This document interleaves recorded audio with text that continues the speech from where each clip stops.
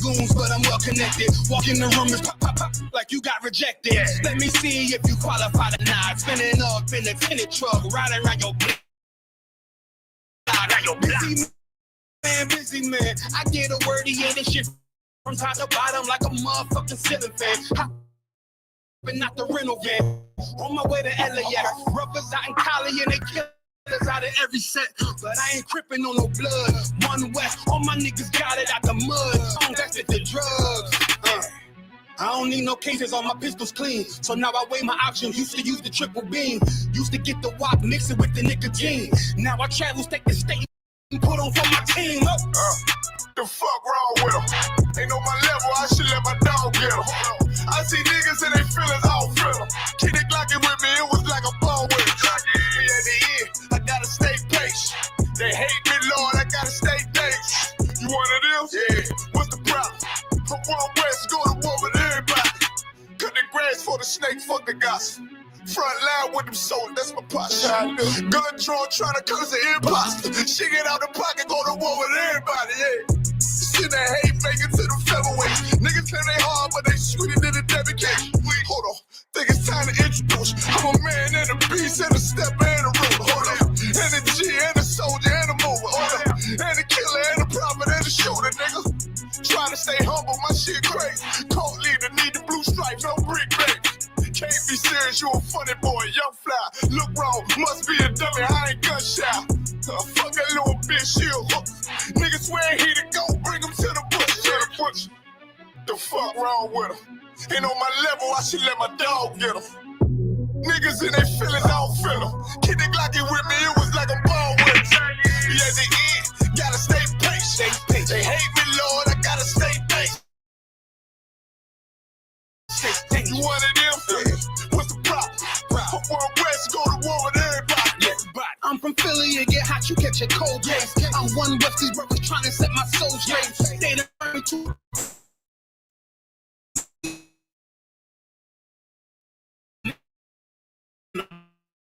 Like I'm Voltron, catch the most high. Put something on your neck like a pole. Got my niggas waiting charged up like they phone died. Red letter, drip clean, it looks so fly. Claim he riding, that's why I left his ass roadside. He gon' die. Skyscraper to a nose dive. 9mm plus P, fuck a 4-5. The fuck wrong with him?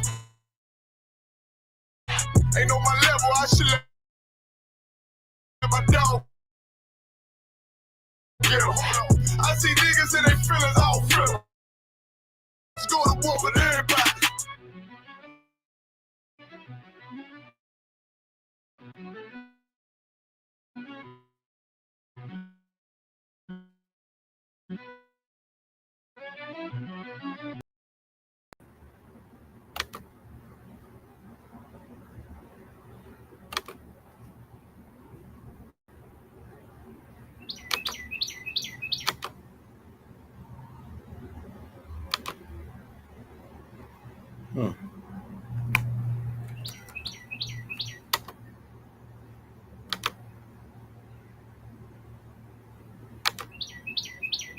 See what this thing look like. Nah.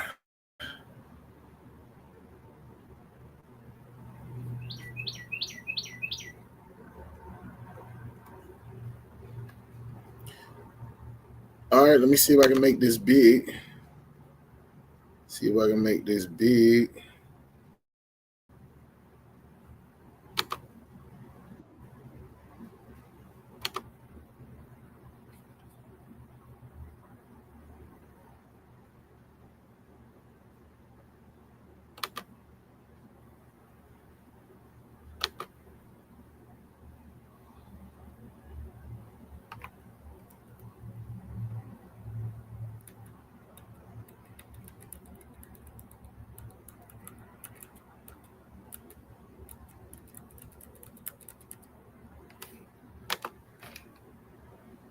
All right, let's go there. Shalom, Israel's Israelite School of Universal Practical Knowledge started out of 1 West 125th Street, Harlem, New York, back in 1969. We are under commanding General Yohana. I am Priest and Officer Kazan Lamar, ISUPK, Florida, in the building, right? UPK, Florida, in the building. So this is what we doing today. Scripture breakdown class. Shalom to everybody that was down at the school for the feast last night. Closing of the Feast of First Fruits. Beautiful thing. Brothers and sisters coming together. You know what I'm saying? Doing what the Lord told us to do. We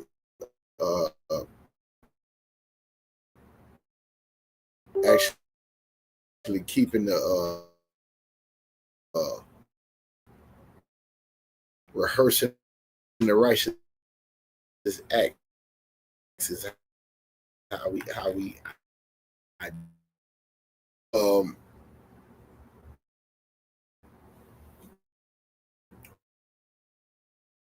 right here in Jacksonville, Florida. Shalom to the brothers and sisters that's in the just then Florida on YouTube, and we got all our camp videos there. Hold on 1 second, y'all. Give me a chance to get this built. Bear with me. We got all our camp videos there for everybody who want to see what we do out on these streets. We got videos of the work that we do inside the communities, things like that. Bigo, you're gonna have to bear with me, Bigo.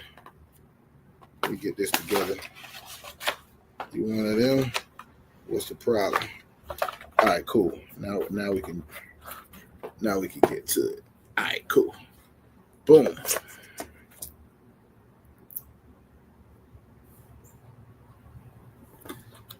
See how this works now. All right, for YouTube, anybody got any questions, you can go ahead and put the questions in the chat.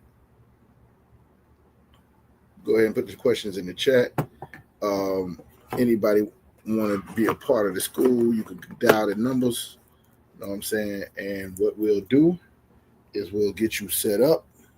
You know what I'm saying? Get you in class. You will report to a brother or a sister. You will report to a brother, not a sister. And then we'll go from there. All right, so tear this damn tablet up trying to get it to work like that. Don't work like that. All right, anyways.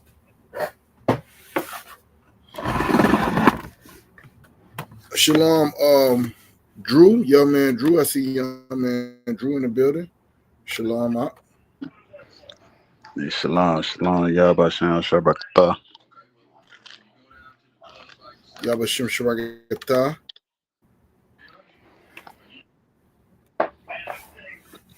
Oh man, it's breaking up. Am I coming through clear? Khan, right now you're coming through clear. All right, when you were speaking, it was breaking up a bit, so I wanted to make sure. All right, you got any questions? Yes, like in Genesis, what it's talk about the tree of knowledge. Was it actually a Yeah, I just wanted to I wanted to know what exactly was the tree of knowledge. Was it an actual tree that made them aware of what good and evil was? I was kind of trying to figure out what exactly was that tree, and why God forbid Adam and Eve from eating from that tree. All right, so in the Bible, let me go ahead and get to it. Anybody want to come in? The what's called is in the link is in the chat. If you want to just come on. Yeah, so in the Bible, you'll see plenty of times where people are referred to as trees. It's a metaphor that the Most High uses a lot. So when you go into the Bible, you say, let me see if I can get to a good one, like right off the bat. Let's see. I got one. So let's go to Psalms chapter 1. Psalms chapter 1.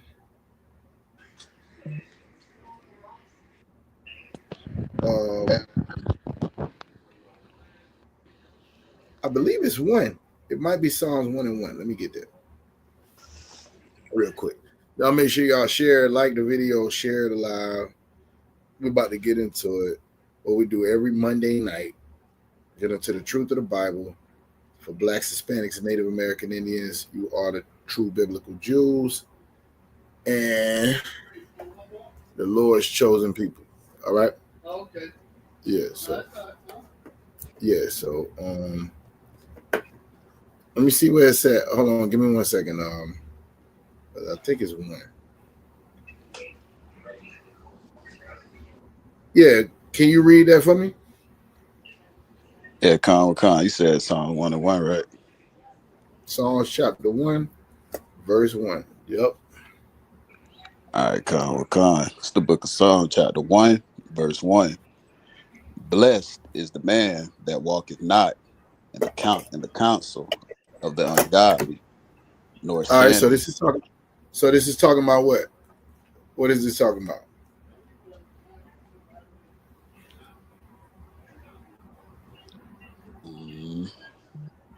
No, I'm saying when it says blessed, what is it talking about being blessed?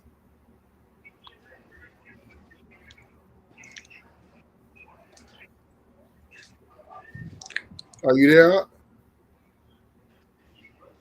Salaki, so you get me? Yeah, I can hear you. Okay, Con. What is it talking about being blessed? Blessed is the what? Says blessed is the man. So we talking about a man, right? Con. All right, go ahead. Blessed is the man that walketh not in the counsel of the ungodly. So blessed is the man that does not walk in the counsel of the ungodly, meaning like you not consulting with sinners. You not sitting around talking with a bunch of people that know nothing about God, that don't know nothing about, don't care nothing about serving the Most High. Blessed is a man that walketh not in the counsel of the ungodly. Keep going. Con. Nor standeth in the way of sinners. Okay. Nor sitteth in the seat of the scornful. Right. So nor sitting in the seat of the scornful. You're not the one that's always, in the seat doing something that you ain't got no business doing or talking trash about somebody else. Blessed is the man that walketh not in the counsel of the ungodly, nor sit in the seat of the scornful. Keep going. Con, verse 2. But his delight is in the law of the Lord. This man right here, his delight is in following and keeping and doing what God said to do.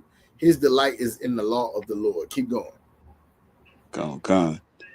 And in his law doeth he meditate day and night. Right. And in the laws of the most high, he meditates day and night. So he ain't just trying to come up with this thing on his own. He's studying and meditating on the words of the Most High day and night. Keep going. Con, verse 3. And he shall be like a tree planted by the rivers of water. And he shall be like a what? She shall be like a tree planted by the rivers of water. Now, so who is it saying, or what is it saying shall be like a tree? It's talking about the man. So it's referring to this man, but it's saying that this man who is into the law, statutes, and commandments, that delights in the Lord's laws, he will be like a tree planted by the rivers of water. This is a simile or a metaphor, if you will. I don't remember which one it is because I ain't took English class in a long time. But this is I believe it's a simile. Hey, Shalom, Yabashim Shabakatah, what's going on, Masha? Shalom, sir. Yahweh Bashem El Shabakatan. I'm Tuab, sir. Hey, Most High Christ.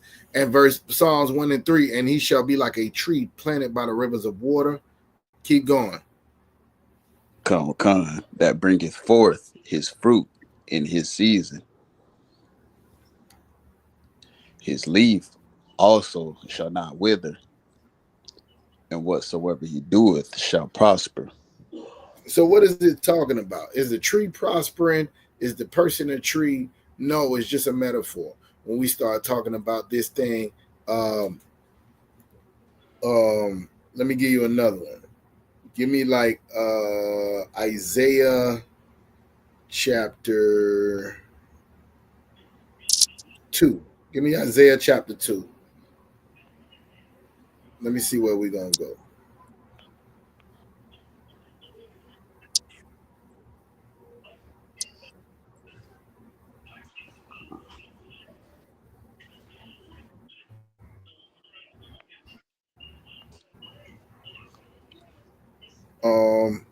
Isaiah, let me get there real quick. Chapter 2. I think it's verse like 13, but I want to start up a little bit.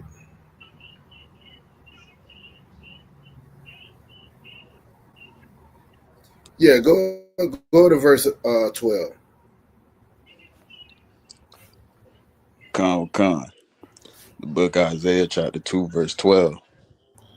For the day of the Lord of hosts shall be upon everyone that is proud and lofty, and upon everyone that is lifted up, and he shall be brought low. Verse 13. So this is talking about the lofty man that shall be humbled. For the day of the Lord of hosts shall be upon everyone that is proud. The Most High don't really deal with people that's proud. You got a certain kind of proud. You think you something. It says if a man think he's anything, he deceiveth himself, right? When we brag on ourselves, we really not bragging on us because we ain't worth nothing. We really bragging on our God who makes something that's worth nothing valuable, right? When it says, I will make them as fine gold. So for in the day of the Lord of hosts shall upon everyone that is proud and lofty, and upon everyone that is lifted up, he shall be brought low. So this goes into the same thing Christ was saying. He that exalteth himself will be humbled, and he that humbles himself will be exalted. If you don't know those scriptures that I'm talking about, let me know. I'll go to them. All right, ain't in no rush. Go ahead to verse 13. Con.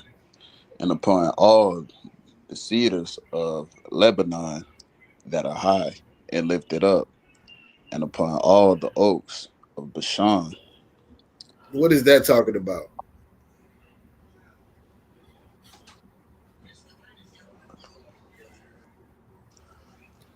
Drew, what is that talking about? Upon all the cedars of Lebanon that are high and lifted up, and upon all the oaks of Bashan. Do you know what a cedar is?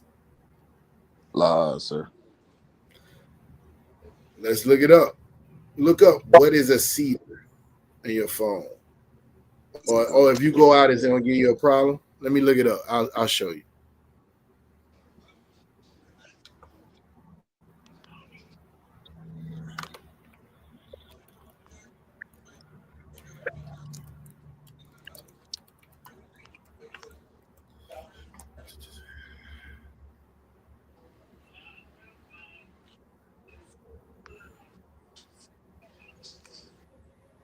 All right. Let me see if I can show it to you. Present. Share my screen. For y'all on Beagle, I'm sharing my screen. I'm about to show what a cedar is. All right. Let's see.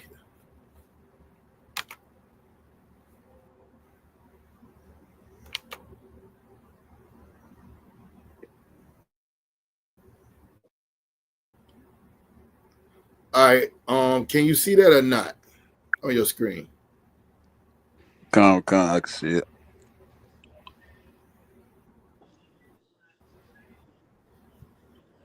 What did it say? It says a cedar is a type of evergreen conifer I believe it's a Uh-huh. belonging to the genus Keep going. Cedrus, belonging to the genus Cedrus in the family Pinnace, yeah, Pinicky. Pinnace. These trees these trees are native to the Mediterranean region and the western Himalayas. Cedar trees are known for their Uh-huh. tall stature and aromatic wood, which is durable and often used in construction and furniture making. Additionally, cedar wood has natural insect repelling properties, making it valuable for outdoor applications. So what is a cedar? It's like a tall, sturdy, like durable tree.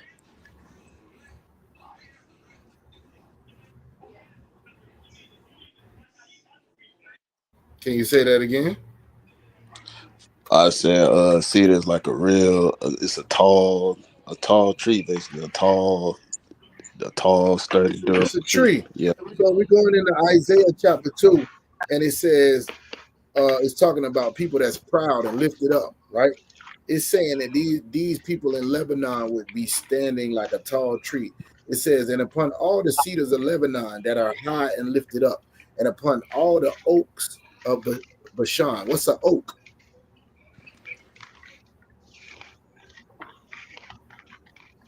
It's an oak. You never heard of an oak tree? Oh yeah, you're right, kind. Yeah, it's a tree.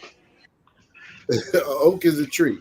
A cedar is a tree. Well, why is he referring to these nations as trees? Why is they referring to the man that follows the law, statutes, and commandments like a tree by the rivers of water? You see what I'm saying, or no? Yeah. This is something that's it's all in the Bible, all over the Bible. You have to see this. This is a metaphor. We are. Let me give you one more, so you won't think. Give me Matthew chapter 7. Shalom, Akaz. Shalom. Who is that? Yeshaya. Shalom, Yeshaya. Come on, counsel. Lord of Christ. Somebody give me Matthew chapter 7. Somebody other than the young man. Matthew chapter 7 and verse, let's say 16. No, go to verse. Let me see. Let's try verse 13.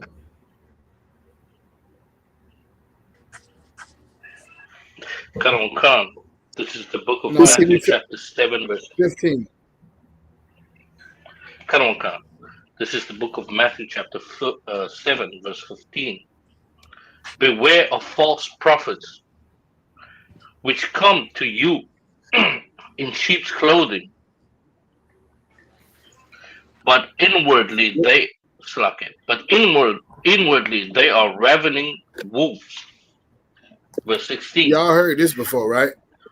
This is what y'all heard this one before. Beware of false prophets who come to you in sheep's clothing, but inwardly they are ravening wolves. So they look all nice and cool. You already seen this before. You've seen this a million times. You've seen this at the church. You've seen this at the mosque. You've seen this everywhere. But people will come to you and they will look nice, but their job and their whole point of existence is to destroy you. Beware of those people. Go ahead to verse 16. Come, verse 16. Ye shall know them by their fruits. You shall know them by what? Ye shall know them by their fruits. You will know them by their fruit. Right?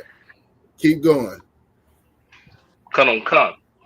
Do men gather grapes and thorns, or figs and thistles? Of thistles. See what that is, of right? Thistles. If somebody going to this fruit to get something that's going to benefit them, something they can eat off of, something that will strengthen them, or is they going to get stuck by a thistle? Or you see what I'm saying? Con. Get pricked by something. What are you going to this tree for? Are you going to this tree to get something that's going to put nutrients in your body, or are you going to this tree to get something that's going to stick you or be poisonous? In the same way, you will know these men, these people, by the fruit that they bear, just like you'll know a tree by his fruit. Keep going. Cut on verse 17. Even so, every good tree bringeth forth good fruit.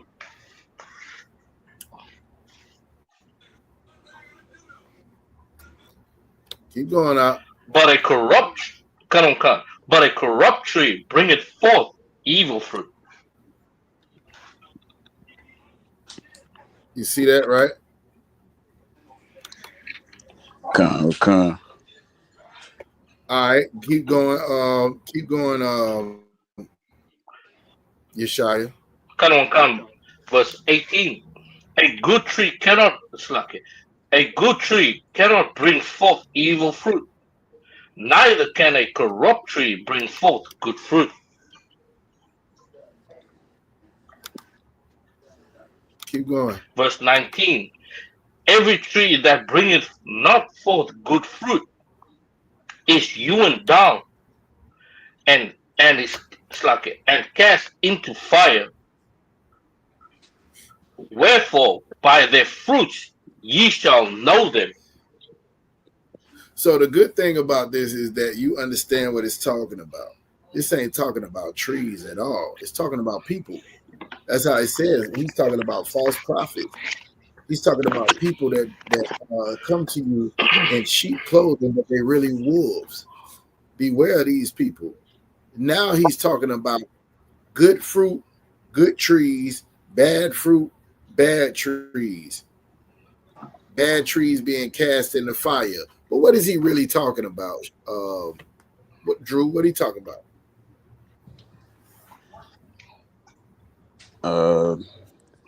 We talk about trees and producing good fruit and bad fruit. Yeah, what are you talking about? What are you talking about? Is he talking about trees? Yeah, no. He's not talking about actual trees. He talking about people and like in the works they do what they do basically. Yeah, he talking about people, and the fruit is the work that they do, right? Right. So now this is one of many. I can do this all day and show you where people were referred to as trees. The nations are the trees of the garden. The nations are the trees of the garden. You understand? Con. All right. So inside those nations are different philosophies. In other words, nowadays, if you go into Esau, it's the money is my God, capitalism, that type of deal. If you're going into African spiritualism, it's whatever tribe that you're dealing with. Some would believe in, I don't know. Y'all would have to tell me. I don't even want to try to guess. But if you're going into, predominantly Asian, they would have the year of the dragon. They would have, Buddha. They would have all of this different stuff. These different trees or these different nations have different things that they follow. You with me? Con, sandwich. All right. So inside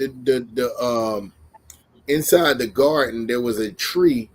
You had all the trees, and you can deal with all the trees, but don't deal with this particular one, because this particular one, right, was going. If you dealt with it, you would be going against the Most High, and then therefore you would find out about good and evil.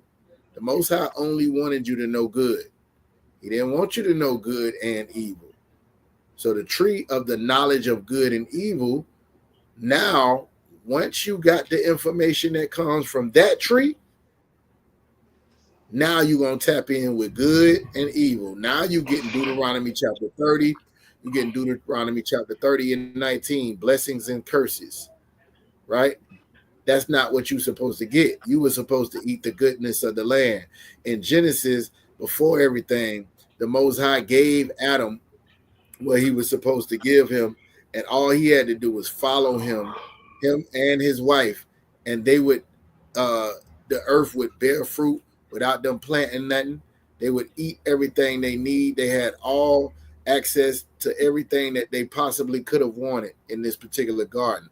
All they had to do was be obedient. The knowledge of good and evil would represent them being disobedient, and now everything changes from that point on. From the moment that you decide that you don't want to do what the Most High says, now everything changes. You dealing with an ideology of a person that may think they God, or somebody who might say that there is no God, as opposed to dealing with the ideology of someone who says, I'm going to follow and serve God. You see the difference? Okay, yeah. Okay, yeah, I got it. Remember the fruit that it's talking about right here in Matthew chapter 7, right? Right. This is the same fruit from the same trees. It's people that's doing things that either is going to benefit you, which is good fruit, or telling you or doing something that is going to hinder you from serving the Most High, which is poison, which is bad fruit. You with me? I got you. So now, do you want to go read it now from that standpoint? Yeah, sir. All right, where we at? Genesis chapter what? 2? 3? So I believe it's 3. Let me see. Yeah, let's go to Genesis 3 first. Let's try that.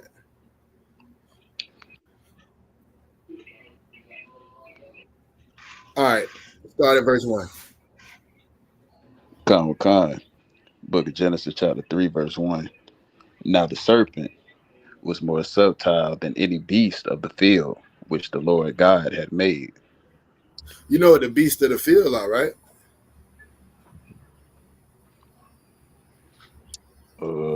It's talking about a person. It's talking about people as well. Trees are people. The beasts of the field are nations. This particular serpent was more subtle than any of the other people around. Subtle mean like he ain't gonna outright just hit you. He's smooth. He's slick. He's a snake. You see a lion coming, you know you better try to run. You better try to get somewhere. You better have a firearm, but you ain't gonna see that snake. He'll sneak up on you. That's why you hear people talking about cut your grass so you can see the snakes, right? He's subtle, the subtle beast in the field. He in the grass right up under your feet. You don't even know it. So that's like a. Go ahead. Yeah, so I was about to say, so that's like when it's talking about the serpent, that's kind of like that's like a metaphor too. Yeah, absolutely. It wasn't no snake, no talking snake in that point. It was a talking snake. You've seen a snake before. Right. Right? Yeah, so now the serpent one was most subtle beast of the field, which the Most High had made. Keep going. And he said unto the woman, yeah, hath God said, ye shall not eat of every tree of the garden. Verse 2. You see, so the Most High told y'all not to deal with these particular trees. This tree right here. Don't deal with that tree. The serpent say, oh yeah, I heard your God told you not to deal with this tree. Exactly what God told you not to do. He finna come tell you it's all right to do it. Go ahead. Verse 2.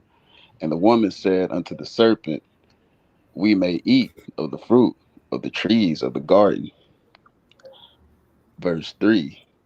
But of the fruit of the tree which is in the midst of the garden, God hath said, Ye shall not eat of it, neither shall ye touch it, lest ye die. Right. So this is something you should not listen to it, or you should not do it. And if you do, you're going to die. Now, did I answer your question, or do you need more?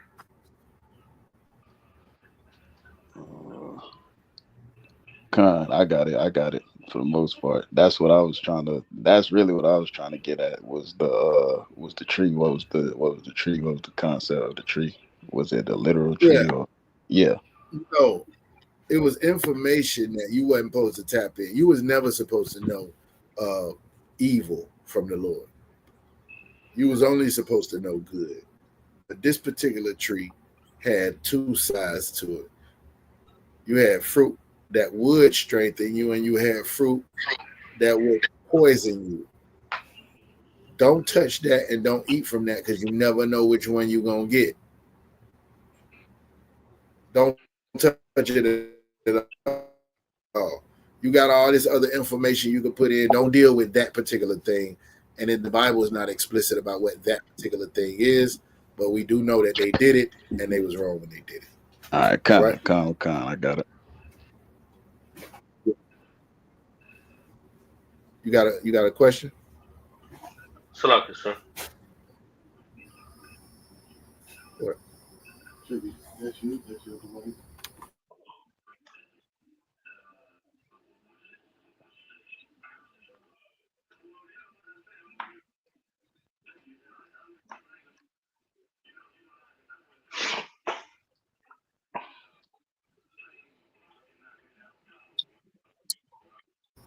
All right. Go ahead with your question. Come, sir. I just wanted to maybe ask a quick question on Deuteronomy 28 and 67. If I could get a quick, just with the morning and the evening, if I could quickly get a, maybe I'm just misreading it or not understanding what it's saying. Deuteronomy 28 and 67. 67. Come on, sir. All right, go ahead. Khan, this is the book of Deuteronomy, chapter 28, verse 67. In the morning thou shalt say, would God have it even? And at even would thou say, would God have it? Would God it were morning?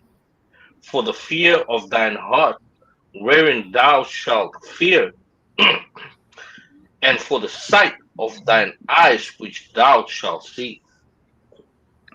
Okay, what's your question again? Just I just wanted to maybe just break it down for me, just as it Yeah, says there. so as he going through these curses, right? It's gonna be so bad that when you get ready to go to sleep, you're gonna have to hope you wake up. You're gonna be afraid to go to sleep, not knowing if you're gonna wake up. And when you wake up, you're gonna wish the day was over, not knowing what you're gonna face during that day. You get what I'm saying? So it ain't no peace, or it ain't no rest, or none of that. It ain't no, oh, good thing I made it through the night. I might be okay this today. Or it ain't no good thing I made it to the day. I might be safe tonight. You get it? You're gonna be in fear.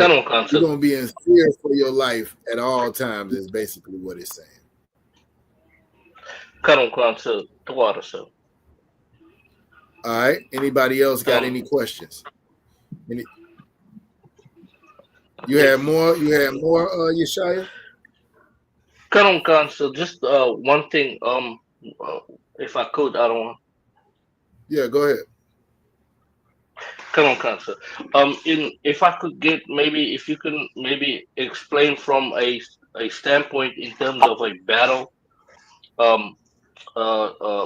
the two lineages of Christ in Matthew 1 and in Luke 3. All right, no problem. Let me see if anybody else got any questions, and I get to it after that. All right. Anybody else got any questions? Salakia, the one. I have a question Go in ahead. John chapter 7, verse 6 till 8. What's your question?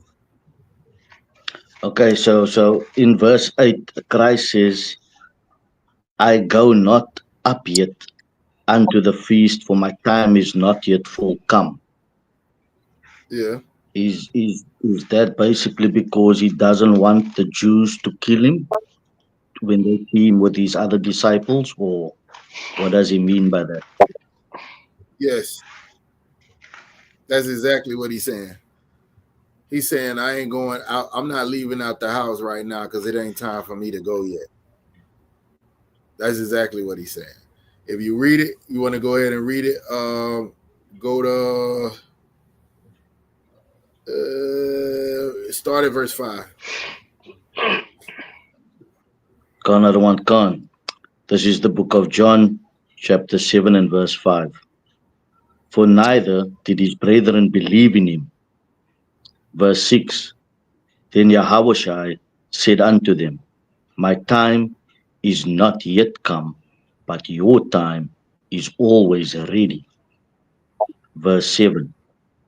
The world cannot hate you, but me it hateth, because I testify of it, that the works thereof are evil. That right there is a Verse good one right there. That's a good verse right there. The world cannot hate you, but me it hateth, because I testify of it, that the works thereof are evil. If you ain't got nothing bad to say about the world, you ain't really doing the work of Christ. We prophesy into a place that might be filled with LGBTQ, speaking against LGBTQ, in a place that's filled with murderers, speaking against murder, in a place that's full of drug dealers, speaking against dealing drugs, in a place that's full of whoredom, speaking against whoredom. That's our job, right? So now he's saying that when you get hated on, just know the world ain't really hating you. It's that spirit that's in you that's testifying of the world and showing and exposing that they are evil. Keep going. verse 8. Go ye up unto this feast. I go not up yet unto this feast, for my time is not yet full come. So I think they was about to go up to the Feast of Tabernacles, right? And all the Jews would be there. They go into the Feast of Tabernacles. He's saying, y'all go ahead and go. I'm going to chill right here because it's a little hot. Everybody that, well, I don't know about y'all, how y'all roll, but I done had people that's like, yo, y'all going to the club? I ain't going. I'll be right here when y'all get back. You know what I'm saying? I know brothers that done had warrants. They done had everything. The people is looking for them. The best thing for them to do is to stay out the way. And he was saying, yo, when it's time for me to roll, I'm going to roll, but this is not the time right here. I'm going to just go and sit this one out. All right. Go ahead to verse 9. Verse 9. When he had said these words unto them, he abode still in Galilee.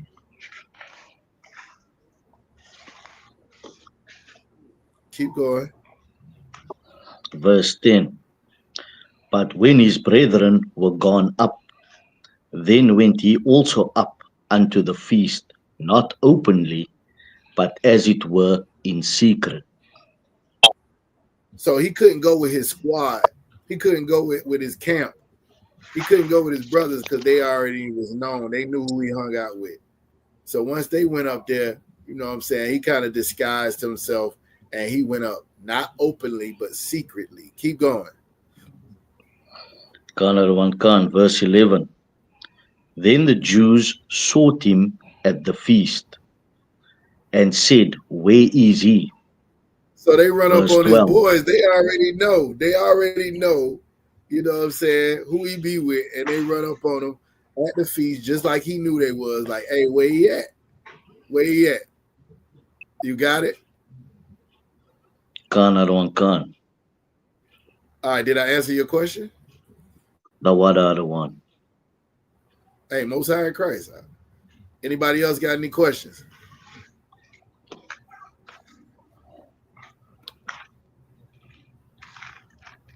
Nobody else got no questions? I don't know if I can switch this thing around. Salaki, sir. Go ahead. I have a question. All right, I'm trying to put y'all brothers back on the stage. I don't know. This thing look weird for me, so go ahead with your question, though.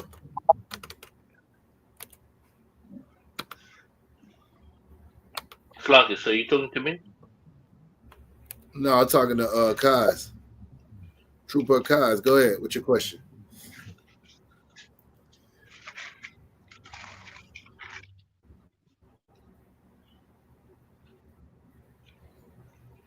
I could.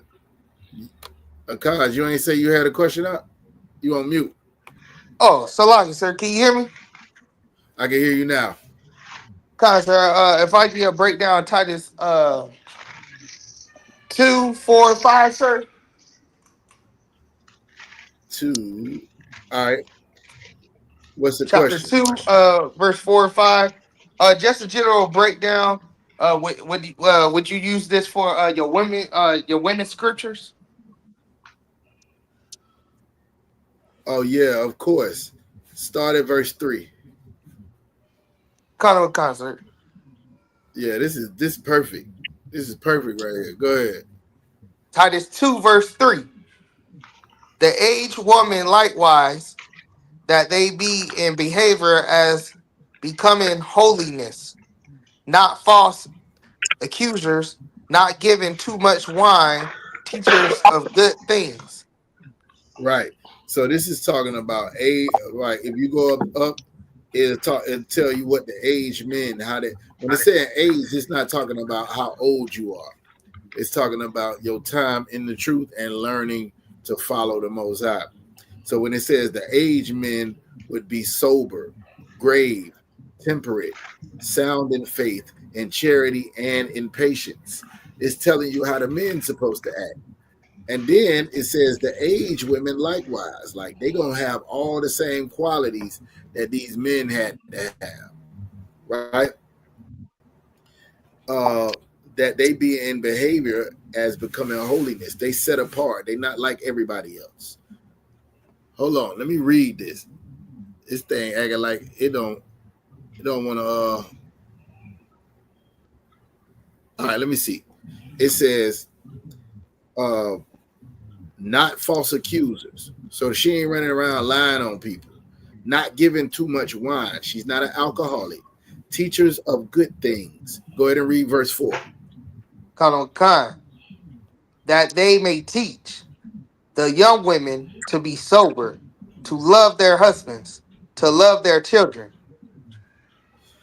Yeah, this is what they say women can't teach. Women can definitely teach this, right? This is what he's breaking down in Titus. It says that these women who've been in the truth for a while can teach the younger women how to be holy, not to be lying on people, not to drink too much wine, teachers of good things, that they may teach the young women, these are sisters that just came into the truth, how to love their husbands, how to love their kids. Because it's easy for a woman to not give a damn about nobody but herself. These women have decided to show, to follow the Most High. So now they can show it a younger woman how to do it. They can be examples for a sister that's just coming into the truth. All right, go ahead to verse 6. Oh, I'm sorry, verse 5. Kind of a concert. To be decent, chastise, keepers at home, good, obedient to their own husbands, that the word of God be not blemish. I mean blasphemy. What that mean? Or which part, sir? The whole scripture? Huh? Well, what? Salaki, so what does what mean? That last piece you just read.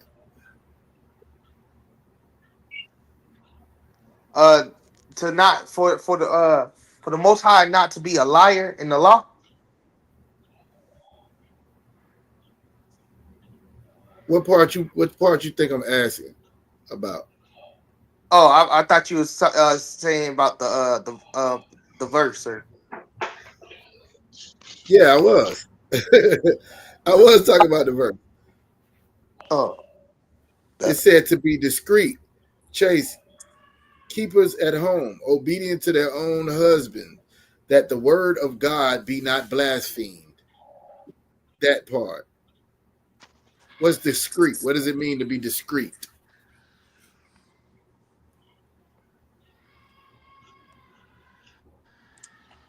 Anybody know?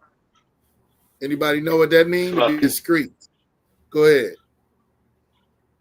To be private. Everybody don't need to know what's going on with you as a sister. If everybody know you, I think General Muhammad said it best. You should be like a mystery. You should be like a mystery. Everybody should know you as a sister. Unless it's for your work. You get what I'm saying? Keep going.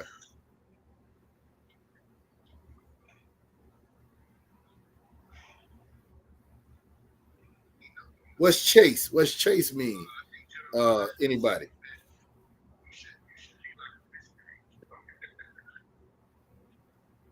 Can y'all hear me? Come on. Anybody know what chase?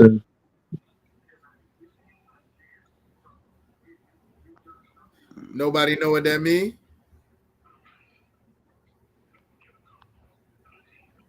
Chaste, Salako Yaluwan, faithful. Faithful, stay away from sin. From sin.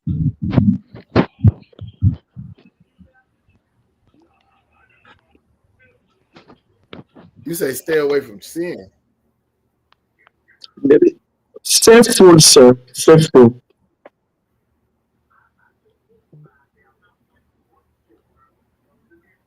Say it again, Michelle. I said chase. Chase means she should be faithful. You said fearful? No, faithful. Faithful. Faith. Can y'all hear what he's saying?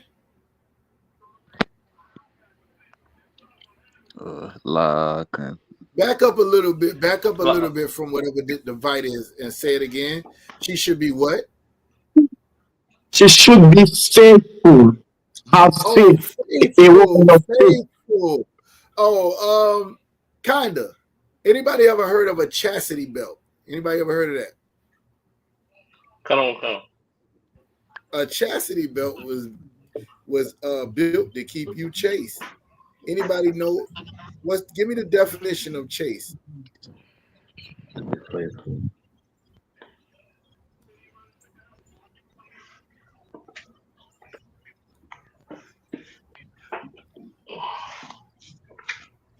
I don't know. Let me see if it's in the Bible dictionary first. Let me look for it. Let's see what this word means. This word is a mystery. Don't nobody in America know what chase means. That's by design. Slack it. Yeah. Go ahead.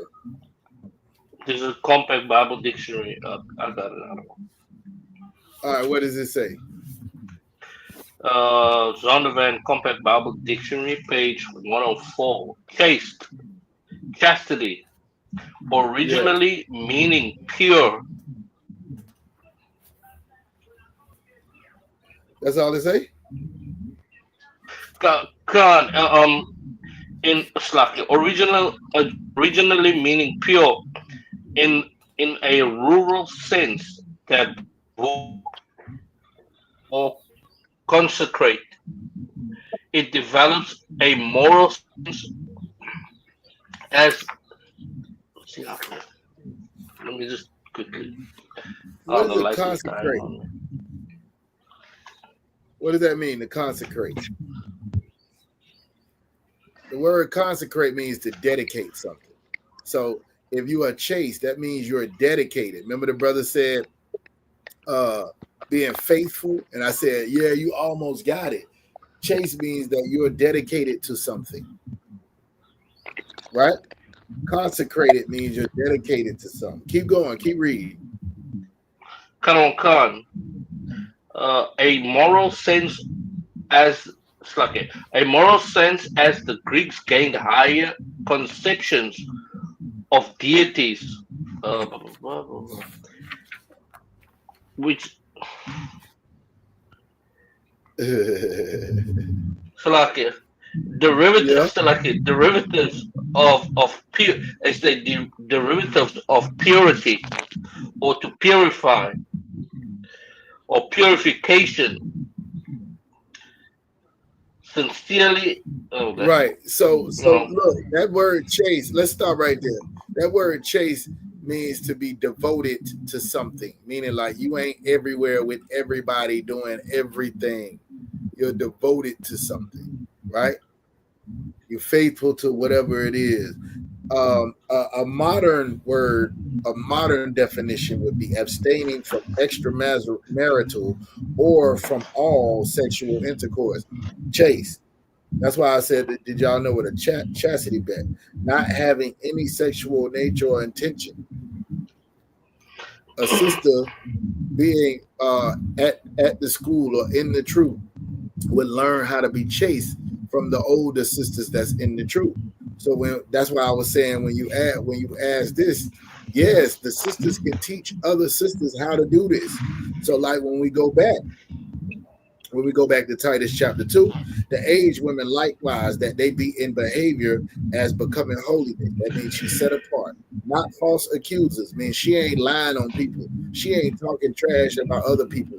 What the scriptures call being a busybody, meddling in other men's or other women's or other people's affairs. That's in the Bible. Not giving much to wine. She's not an alcoholic. Teachers of good things that they may teach the young women. Who can a woman teach? That they may teach the young women to be sober. This sober right here, he already said, don't be an alcoholic. This is not talking about the sober as in you don't do no drugs or nothing. This is talking about you being coherent, you paying attention, you being what they say woke. That's what this is talking about. You being able to think, right? That's what this is talking about. To be sober, to love their husbands, to love their children. You know, people got children and got husbands, and all they'll do is bash their children and bash their husbands. That's not a sister in its truth, how she's supposed to carry herself, right? To be discreet, meaning she is a mystery. Everybody don't need to know everything about this woman. They should want to know. Right now, you walking out, they got them cheeks out. You ain't got to guess what's under that dress because she ain't no dress. Right. She ain't discreet. You see it, everything. Bow, boom, bow. It's everywhere, right? She ain't. They don't know how to be discreet. Chase. Everything is over hypersexualized in America. It ain't nobody chase. Ain't nothing chase, right? Keepers at home. Good, obedient to their own husbands. You know, that's looking down upon these days if you obedient to any damn body. I ain't no dog. I ain't obedient. But you a dog because you not chaste. A shameless woman shall be counted as a dog. Y'all understand, right? Come. That the word of God be not blasphemed. You said Salakia, what you needed? No, Salakia, sir. I just wanted to know when you with that sober, could I even say emotional? Nah, I wouldn't use that word. That's not a good word to use with sober. It means to be. It's like you paying attention. You alert. Alert is the best word to use when you talk about sober. You paying attention. You ain't sleeping. Right? That's why they associate it with being drunk or being high or something, saying you're not sober because you're not alert. Right? And it's teaching these women how to be that. All right. Kaz, did I answer your question?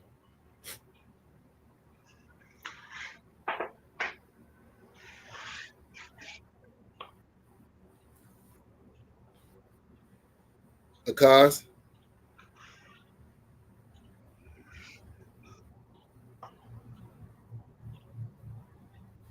Here we go again. Oh, let me put it back on the stage. Kaz, you there? Trooper Kaz. Colonel Kaz, sir, can you hear me? Daytona Beach, Florida. You there? Yeah. Colonel Kaz, sir, can you hear me? Yep. Yeah, Tawada, sir, you answer my question, sir. All right, Most High in Christ. All right, any other questions? I ain't forgot about you, Yeshaya. Colonel Kaz.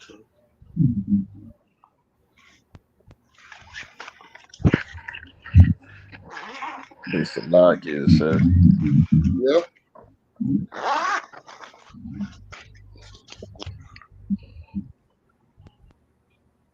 Yeah. Nah, I was about to say it was I believe opposite y'all saw had one in the chat.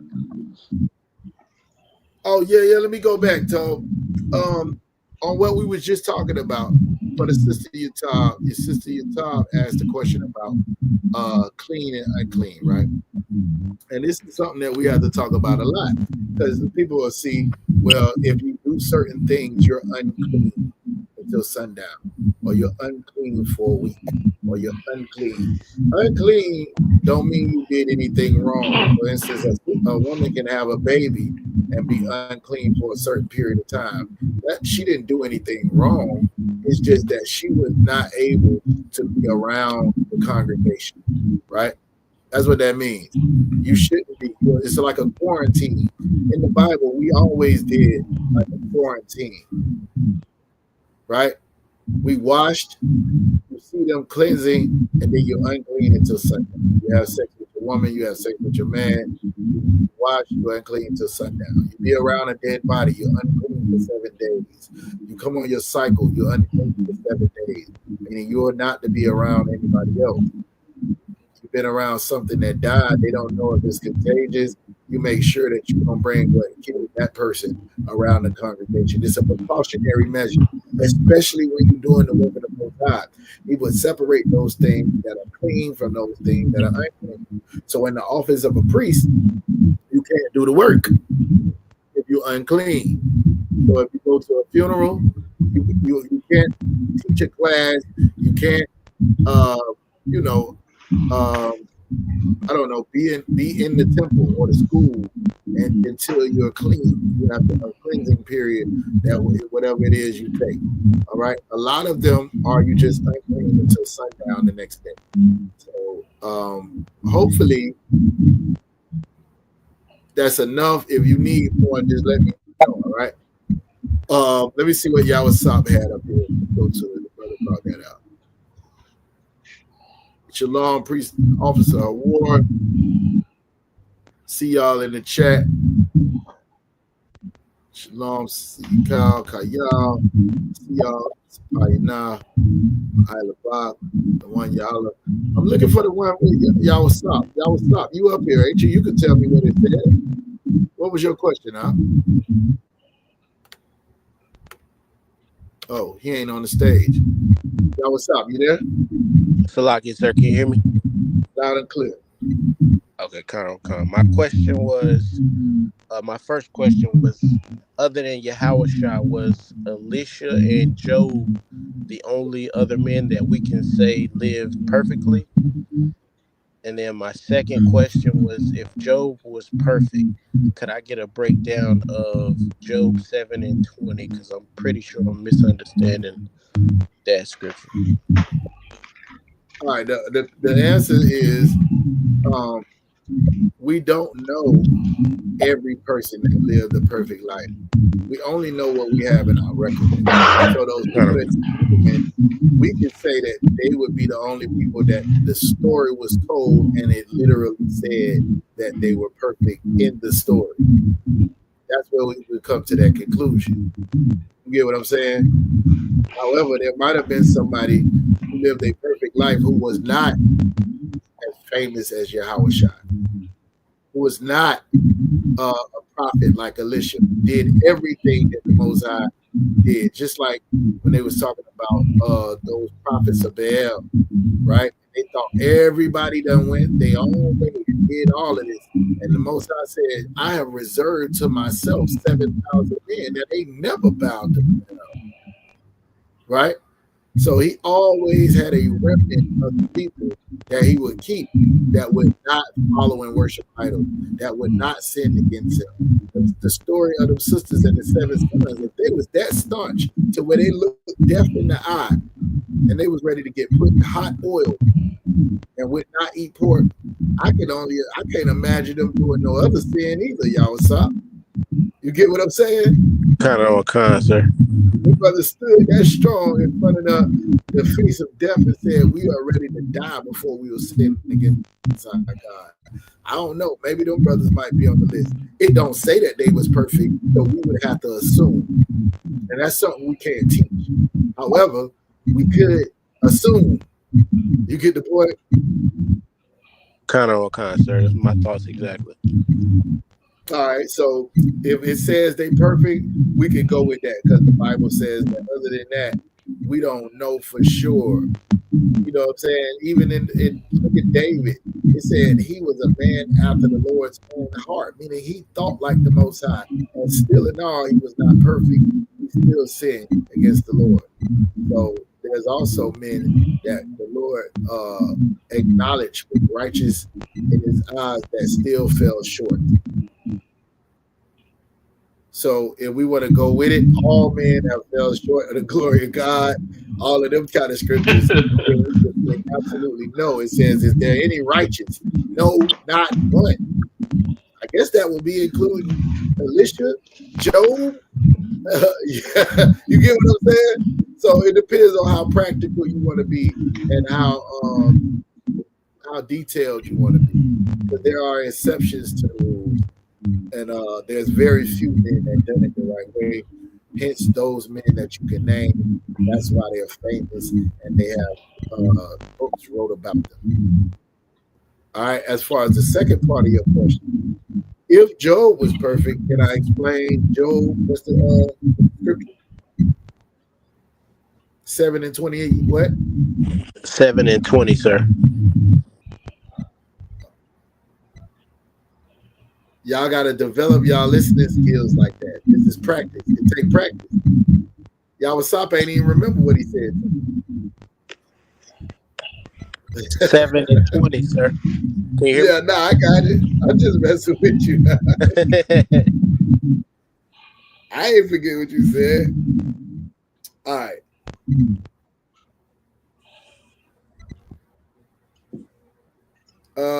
Go to verse 17.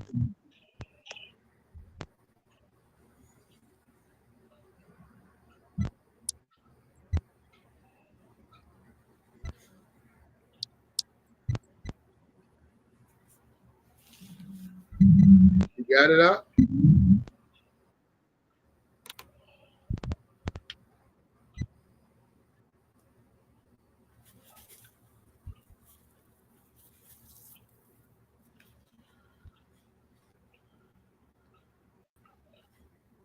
Y'all, what's up? You there?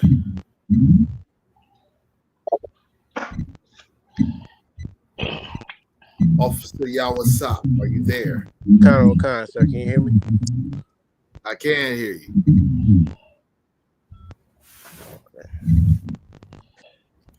Did you hear what I said?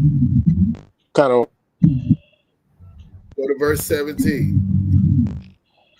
Con. The book of Job.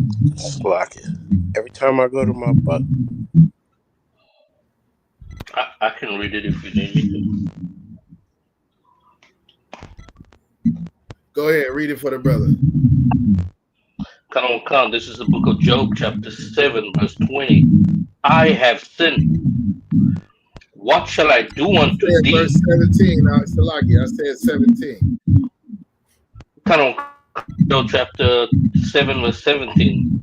What is a man that thou shouldest magnify him, and that thou shouldest set thine heart on him? Now Verse Job 18. is speaking of mankind. He's asking the Most High, what is man that you care about him so much? How is he different from any other animal that you would give him so much attention, that you would allow him to have dominion over things that's 10 times bigger than him? What is a man, right, that you would magnify him? Remember, we will judge the angels. Remember, he gave them power and dominion over all the fish of the sea, the fowls of the air, and the beasts of the field. What is this man that you should set your heart upon him, that you even think about him? Go ahead to verse 18.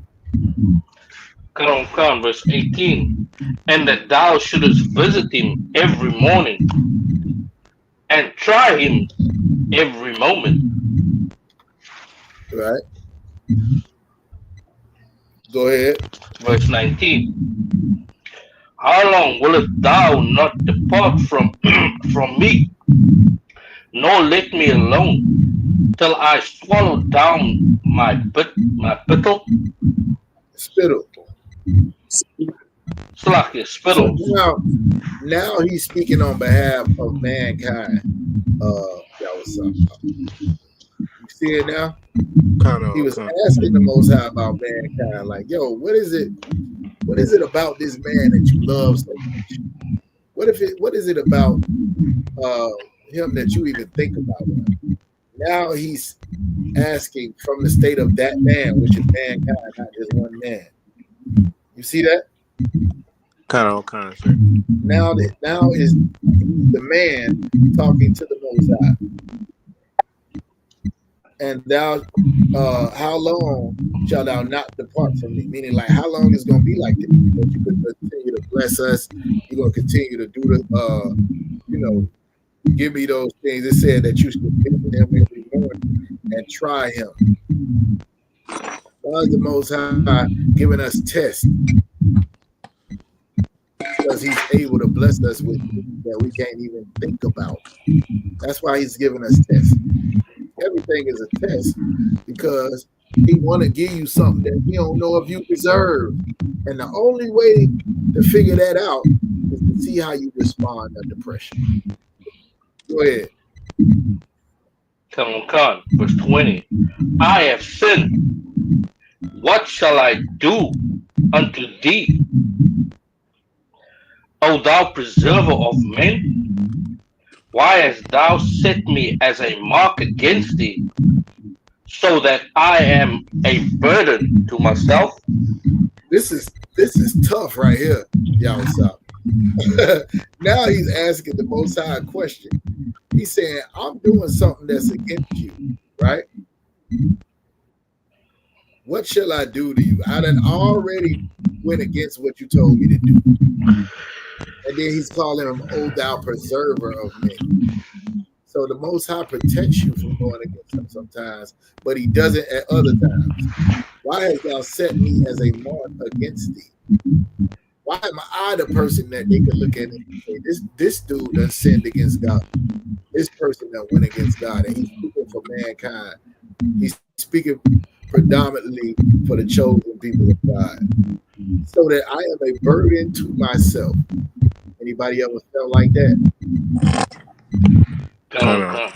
Like you want to do great things for the Most High, but you get in your own way.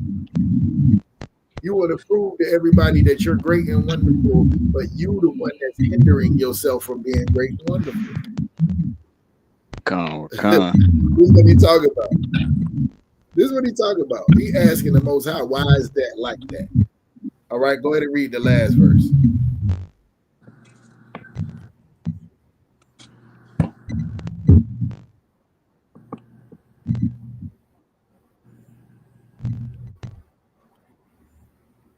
Yeshaya, it's on you. Salakia. Verse 21. And why dost thou not pardon my transgression and take away iniquity? For now shall I for now shall I sleep in the dust, and thou shalt seek me in the morning, but I shall not be.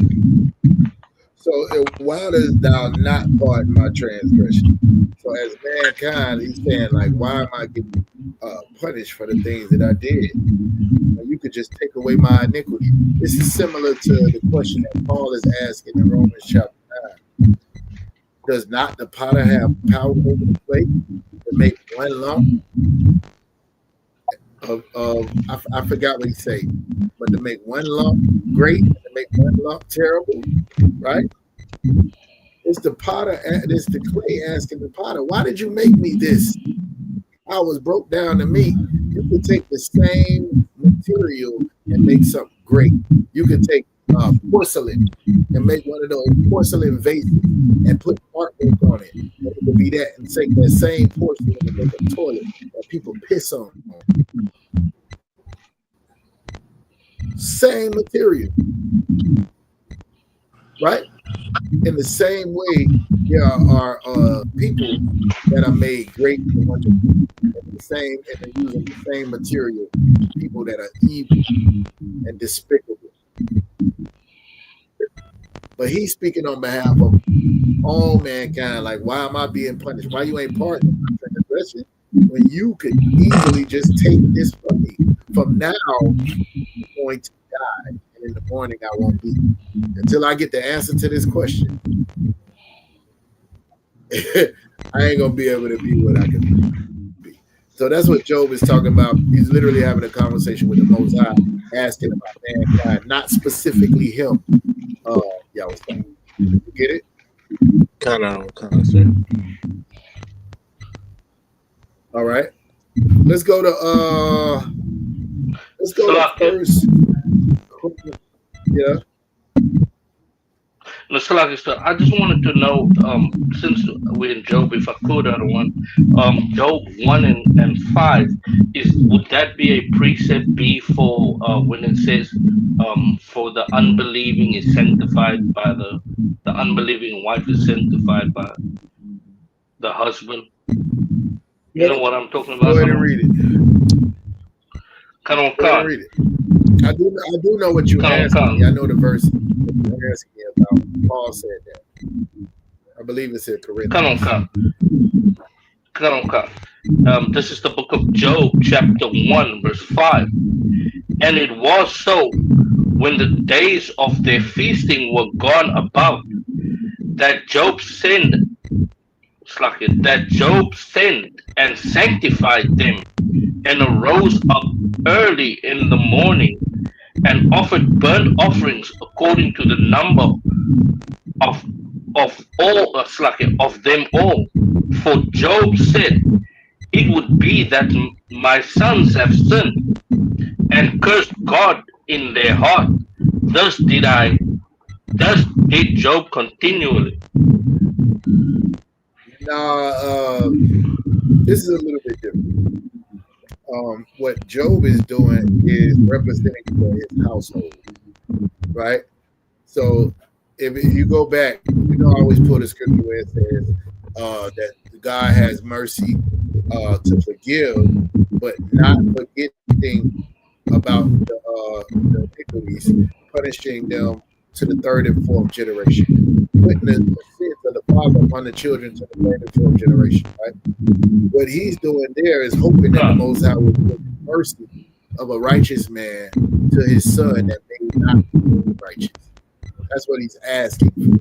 Now, it's up to the Most High whether he want to do that. So it says that it was so when the days of their feasting were going about that Job sent and sanctified them. So Job is trying to cleanse them, right? And rose up early in the morning and offered burnt offerings according to the number of them all. So he's offering offerings to the Most High in order to try to cover his kids. You know what I'm saying? It's the same way a person would pray for their kids or they would plead that the Most High have mercy on their children. It's the same thing like that. But Job said, "It may be that my sons have sinned and cursed God in their hearts." So he did it continuously. We don't know that his sons did the right thing, so he's treating it as if they owe some sacrifice and bringing it on their behalf. Get it? Come on, counsel. All right. All right, let's go to Matthew chapter 1. The brother want to know about the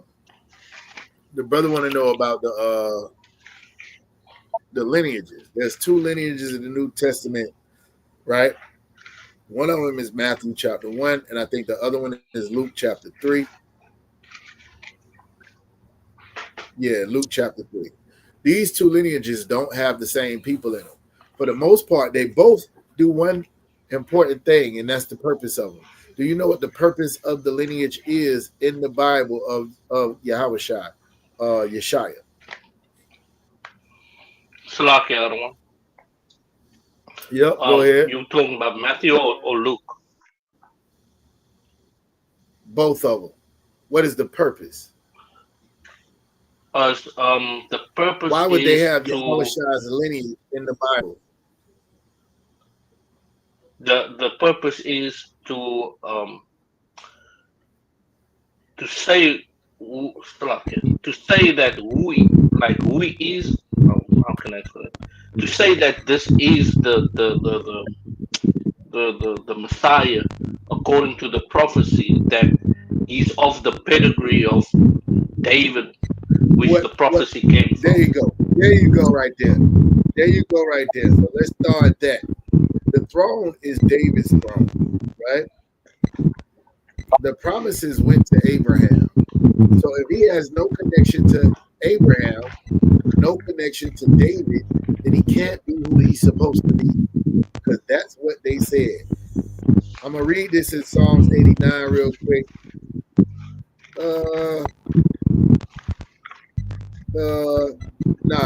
Somebody give me Psalms 89, verse 26. It's talking about King David, not you, Yeshua. Come on, counsel. Somebody else give it to me. Yeah, what's up? Are you in position to read? He read for you. This is. Do you hear me? Yeah, I can hear you. Hold on one second, Michelle. Yeah, what's up? Are you in position to read? Cut on concept. Every time I switch over to my Bible, I get muted. All right, no sweat. Go ahead, Trooper Michelle. You got it.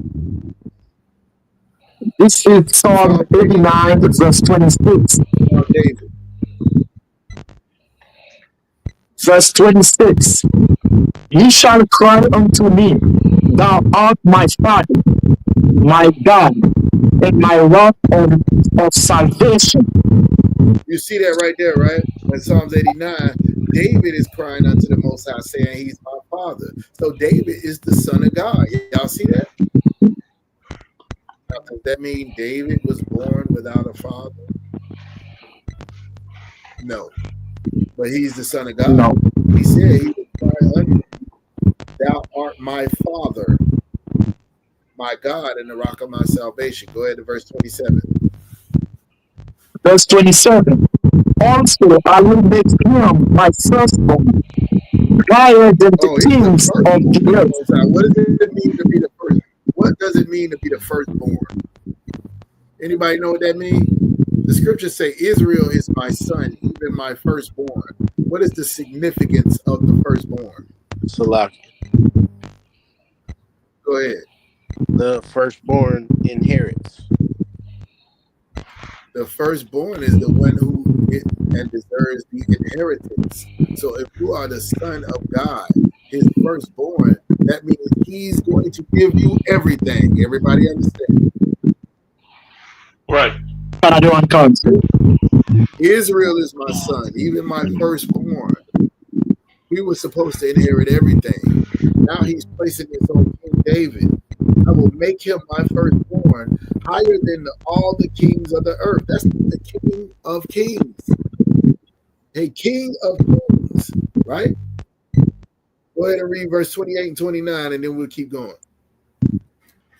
28, verse 28. My mercy will I keep for him forevermore, and my covenant shall stand fast with him. So I got Verse to 29. with him that's going to stand, and my covenant I'm going to keep, and my mercy will I have on him forever. Keep going. Verse 29. Verse 29. His seed also will I make to endure forever, and his throne as the days of heaven. His seed also will I make to endure forever, right? That means David's seed is still in the earth right now, and his throne as Right. the days of heaven, meaning his rulership, there will be no end.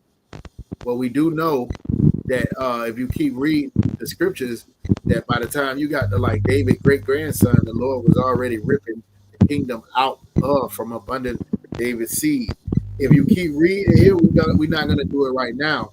But if you keep reading here, it'll say, if his children forsake my law, if they break it, then I'm going to visit their transgressions. Nevertheless, I'm not going to break my covenant that I made with David. So now this is about the throne of David, Yeshaya. This is why they're here. So the connection, or the purpose of the connection, is to make sure that you understand that that the promises that was promised to David belong to Yahushua. The promises that was promised to Abraham belong to Yahushua, right? Give me Matthew chapter 1, verse 1. Sheldon, you got it? Come. Can you read? Come, sir. Young man, This Sheldon, is can you Matthew read? chapter 1. I know you hear me saying Sheldon. Go ahead and read that for me. Matthew chapter 1, verse 1. This is the book of Matthew, chapter 1 and verse 1. The book of the generations of Jesus Christ, the son of David, the son of Abraham. This is the whole point of the lineage, to connect them to David and to connect them to Abraham. Y'all with me?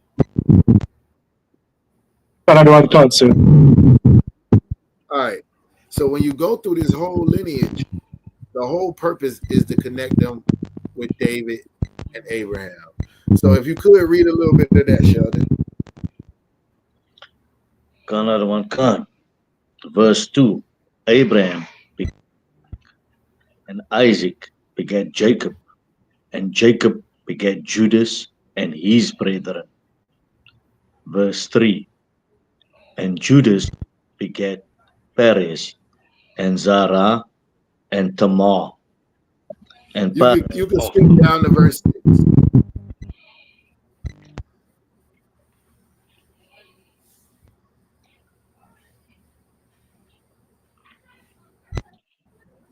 You heard me? So you went out for a second.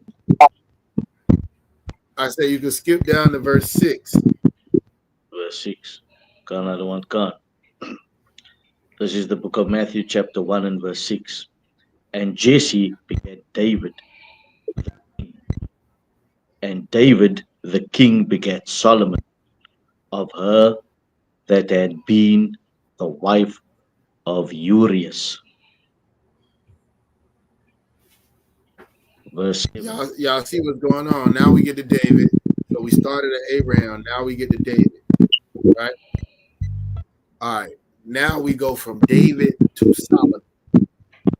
Right? David to Solomon. That's important. Go ahead to verse 12. The book of Matthew, chapter 1 and verse 12.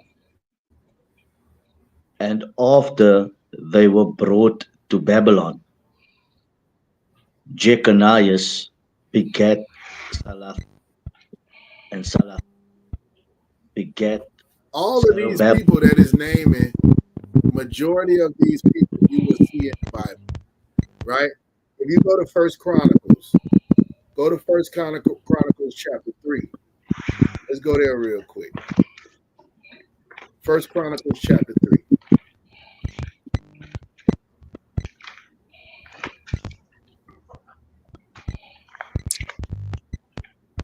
Let me get there.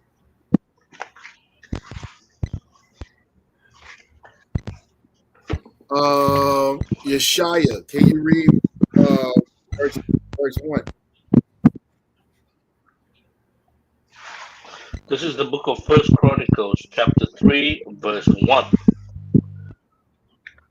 Now these were the sons of David, which were born unto him in Hebron. The firstborn, Amnon, of Anium, the Jezreelite. The second son, Daniel, of Abigail, the Carmelite. So it goes through all of these. Go to verse 9. Verse 9. These were the sons of David, besides the sons of the concubines, and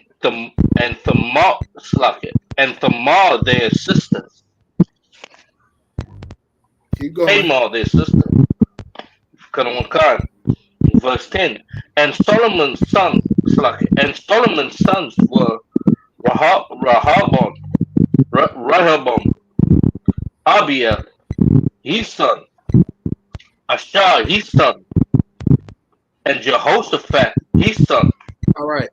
So you will see here, right, in this particular lineage, majority of the people that you see in Matthew will be in this lineage. The reason why, because they're chronicling the king, Yeshaya, right? The people who sat on the throne. So you'll see the other sons, but it will particularly go down the lineage of Solomon after David. It's not going to go down all these different ones. You understand? If I could, I don't want. Let me see if I can find Nathan in here. Go ahead and ask the question. No, so I just want to go over your words again so I can make a note for it. So what you're saying is that Matthew 1's lineage is the lineage of the Chronicles of the Kings. That's right. It's the famous people in the family. Abraham, Isaac, Jacob, all of these people, right? But the family is big, it's spreading out. When you get to David in verse 6, it starts going down and it goes through the famous people in the family. Solomon's son that set up on the throne. Even though Solomon might have had, if he had 300 wives, 700 concubines, how many kids did it have? Is it going to name all Solomon's kids in Matthew chapter 1? No, it's going to name the ones that sat on the throne. You follow me? Come on. This is saying that, and it's bringing it all back. Now, what you must remember is that it's Israelite culture to marry within your tribe and within your family. These were all ancestors of Christ, right? And that's what it is. But here's what you have to understand about what Matthew is doing. Matthew is giving the lineage based on the information that's in the Chronicles. What he knows at this time is we talking about 14 generations, and then another 14 generations. Right? Right. All right, so that's 28 plus 14. What is it, 42? I don't know. I might be off by a few. 42 different generations. What they knew at the time is Christ came from the family. How they came up with their information was different. Luke, being a professional, he's a physician, a doctor, right? he probably had a little bit more money to go back and do a little bit more research to come up with the lineage of Christ. What Matthew is going by is the what they call the oral traditions, knowing that Christ came from this lineage and starting to go down the line based on the information that you have in the Torah, in the Tanakh, in the Old Testament, if you will. You got me? Come. So he's going through Solomon's lineage because Solomon sat on the throne, and that lineage is in the Chronicles. What you won't find in the Old Testament is the lineage of Nathan. You know why? Slack. Go ahead. Because he didn't sit on the throne. He's not famous. He's not what he's not. Right. He's not famous, but he is a son of David nonetheless. He did come from the seed of David and the house of David nonetheless. So when you go to Luke chapter 3, Luke, a physician who studied differently, goes back and he tells the exact lineage of Christ, which leads back to Nathan. All right, so when we go to Luke chapter 3, his is going backwards. His is going backwards. Right. So start at verse 23.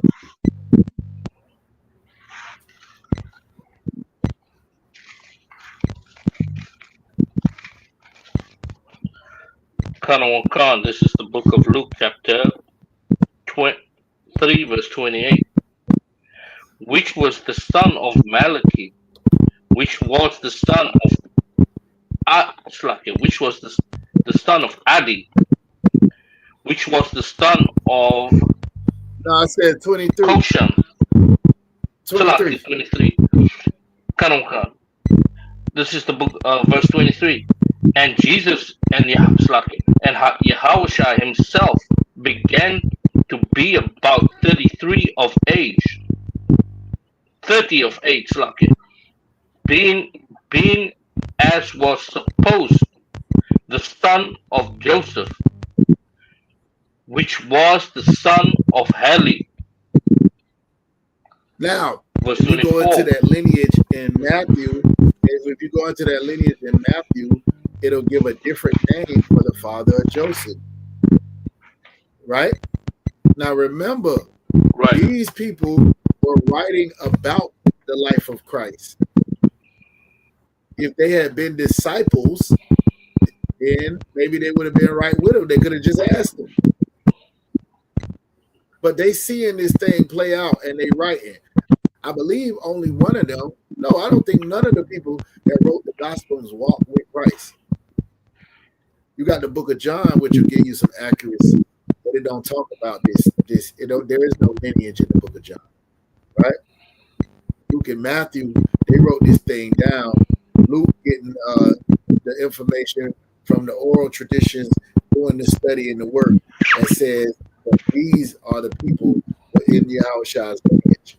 Matthew is giving the written tradition of the son that sat down, but they both come to the same conclusion.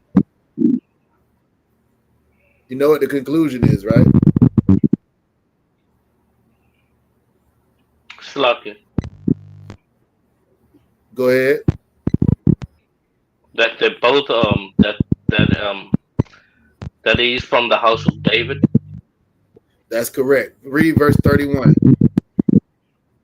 Khan, verse 31, which was the son of Meliah, which was the son of Menan, which was the son of Mattathiah, which was the son of Nathan, which was the son of David.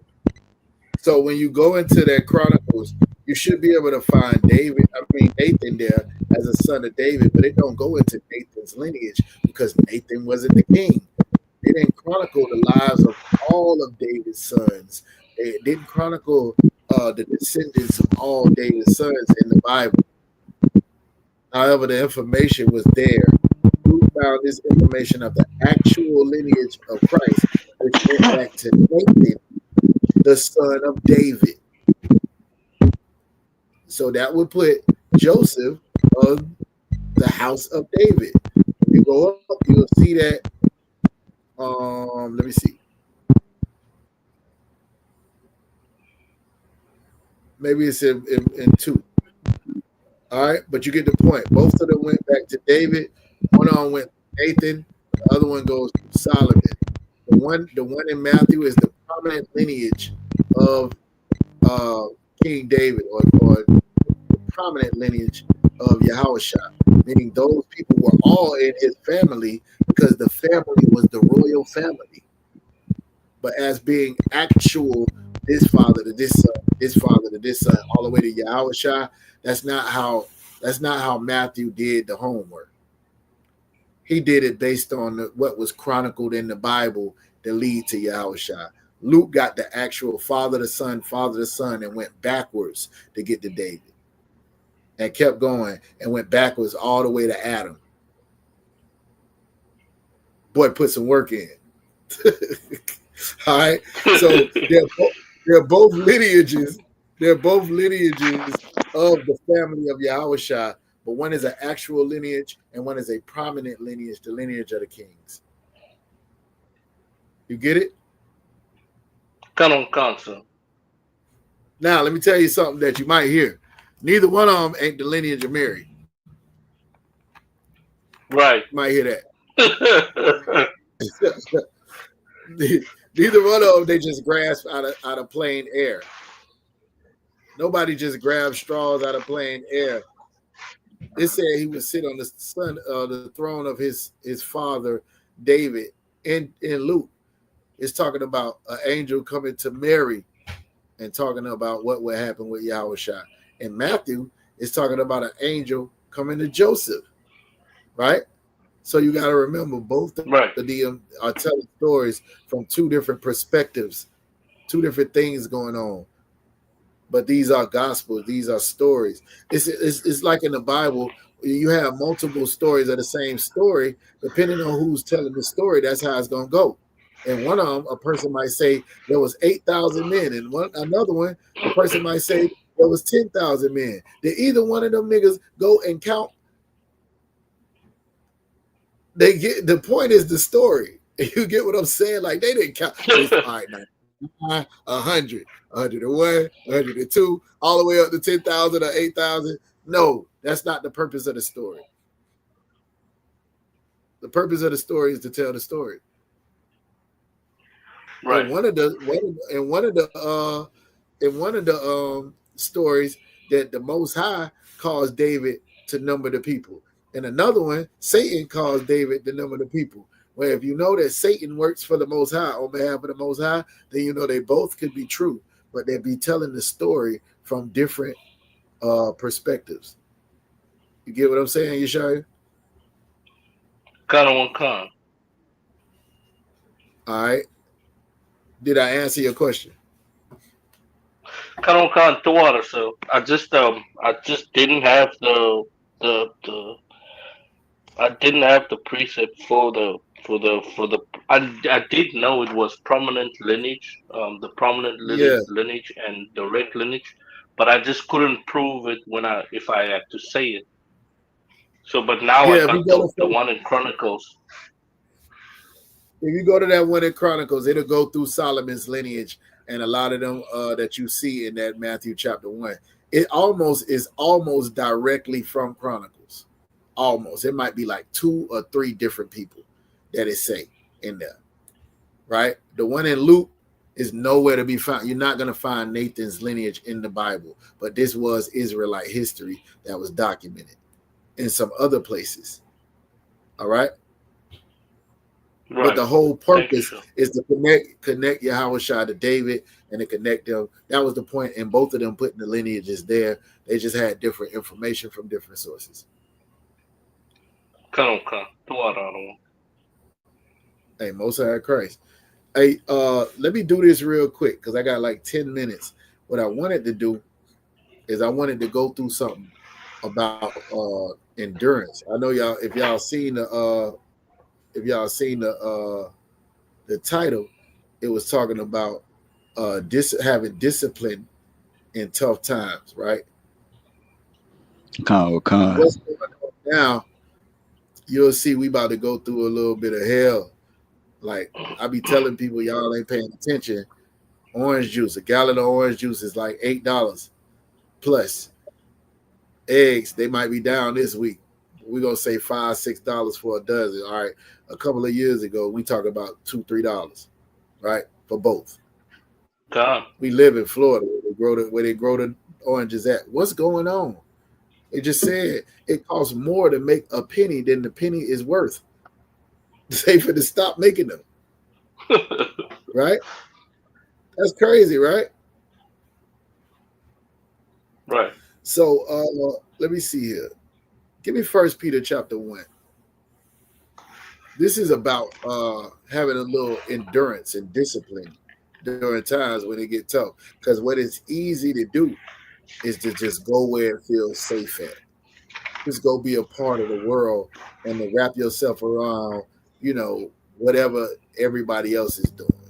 Let's go watch a movie and pretend like the damn world ain't to the end. Let's go on Twitter or X, on Facebook, and look at everything these people is doing and act like the world ain't falling apart. It's easy to drop the race when you're running to a destination. It's easy to just go back in the world and be normal and get high and say the hell with it, who cares what happens. But when you came into the truth, you decided to change your life. It was for the sake of being there for the Lord's people, doing something that will be pleasing to the Most High, and expecting to get a reward at the end. It wasn't for you to go back into the world and become the same disgusting nigga or the same disgusting God that you was before you came in. That's not how this works. Right? Somebody got the scripture? 1 Peter 1:7.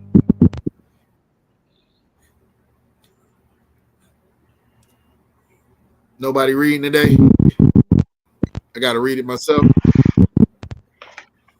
I'll call your name. Masha, can you read for me? God, I don't concept. This is the book of 1 Peter, chapter 1, verse 1. Peter, an apostle, Verse 7. an apostle of Jesus Christ. Verse 7. That the trial of your faith, being much more precious than of gold that perisheth, doth it be tried with fire, might be found unto praise. Go up to verse 6. Go up to verse 6 from Salaki. Verse 6. Wherein ye greatly rejoice,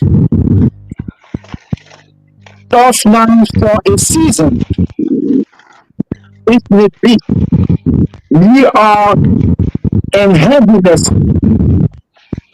through manifold temptations. So this right here is talking, like when he says, right, he's talking to people who believe in the Most High and are serving the Most High, right? And it says, who are kept in power of God through faith unto salvation, ready to be revealed in the last time, wherein you greatly rejoice. So now for a season, if need be, you are in heaviness through manifold temptation. What does he talk about? He's speaking like a poet. The average person don't understand this talk, this lingo that he's using. He's saying right now, you in manifold temptations. That means there are multiple things that's tempting you to fall out the truth every day.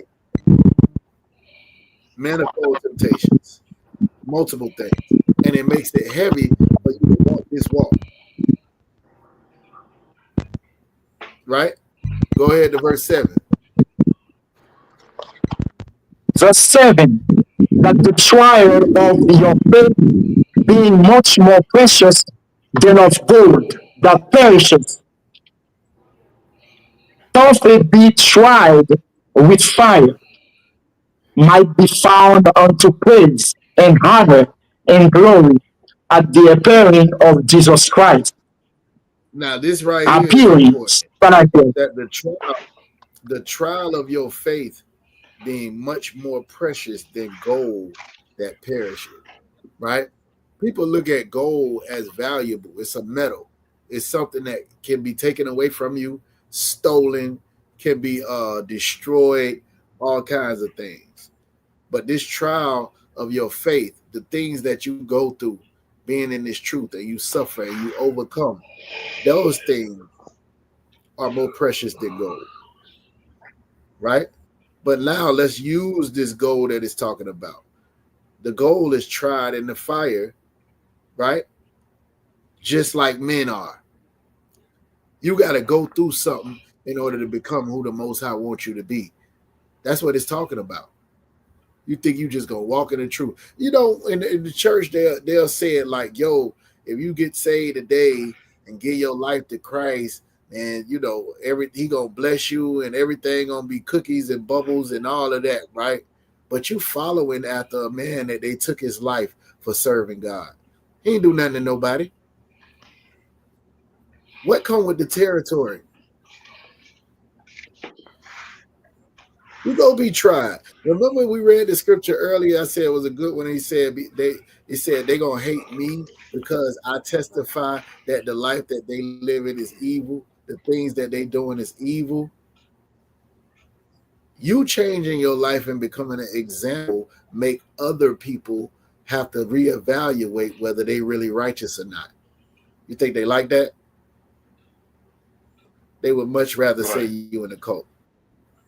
They would much rather put you out to be a criminal that you promised not to be, an alcoholic that you can never be in here, a drug addict, a drug dealer, a whore.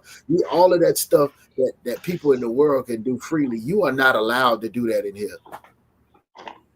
But yet and still, people will act like you doing something you ain't got no business doing because you serving God. That's crazy, right? This trial right here is the same trial that Christ went through. He ain't do nothing to nobody. They put him to death. Accused him of everything. They said he cast out demons. They said, "Yo, you casting out devils in the name of Beelzebub." He like, "Yo, nigga, how am I casting out devils in the name of the devil?" How is that possible? That is a house that's divided against itself. That can't stand. That's not how that thing works, right? But this right here, these trials that you go through, they're supposed to make you stronger. They're supposed to get you closer to the Most High.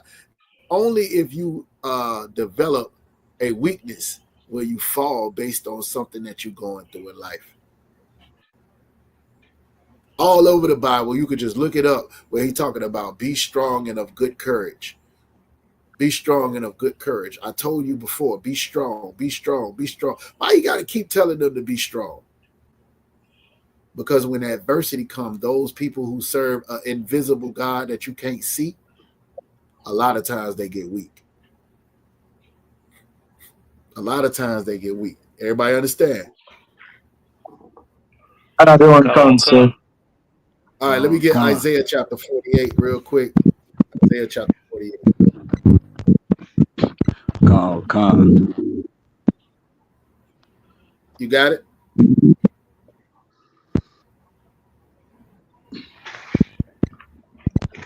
Go right ahead, Drew. Go right ahead, Drew.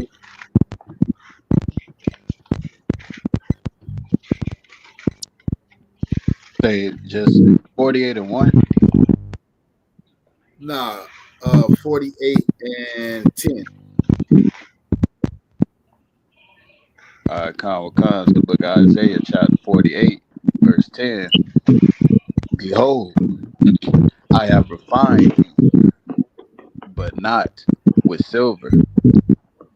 I have chosen thee in the furnace of affliction.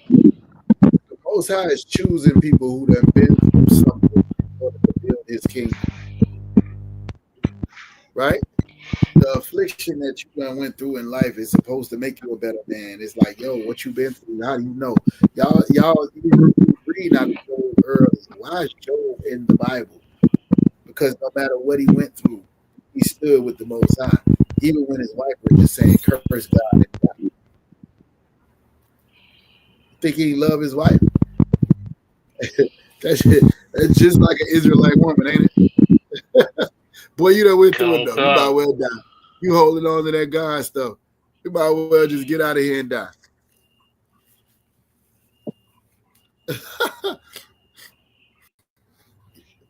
You ain't about to do nothing. Crazy. Yeah, but this is what's really going on. I got a bunch of these scriptures. We right at the 9 o'clock mark. Let me just go ahead and run through a couple of them so y'all understand. Speaking of Job, let's get Job chapter 30. Give me Job chapter 38, verse 3. Somebody else who's not about to read now.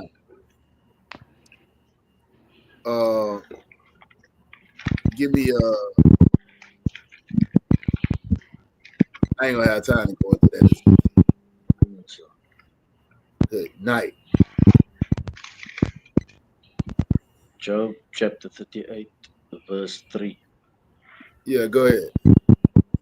Gird up now thy loins like a man, for I will demand of thee, and answer thou me. Verse 4. Where wast thou when I laid the foundations of the earth? Declare thou hast understand, if thou hast understanding. Now this, Verse that's a question. Where was you when I created the earth? Where was you? Right? Gird up thy loins like a man, for I will demand that of thee. The Most High is demanding that you stand strong, because you got to do it for your wives, you got to do it for your kids, you got to do it for other people that ain't strong enough to fight their demons. You got to start fighting the demons for them. Oh, you ain't know when you signed up for this. You got to fight for your family. Did you know that? Most people can't fight their own demons.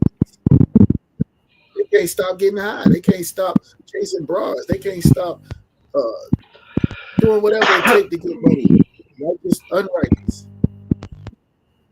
Did y'all know that? Now you're in a position where you gotta do. You don't believe me? Luke chapter 14 and 26. Somebody give it to me. Luke 14, 26 and 27. I'll stop right there because I want to read the whole story of Ezekiel, where the Most High told him that he was going to take his wife with a stroke. And when he do it, he said, I don't want you to sit there and cry and mourn over her.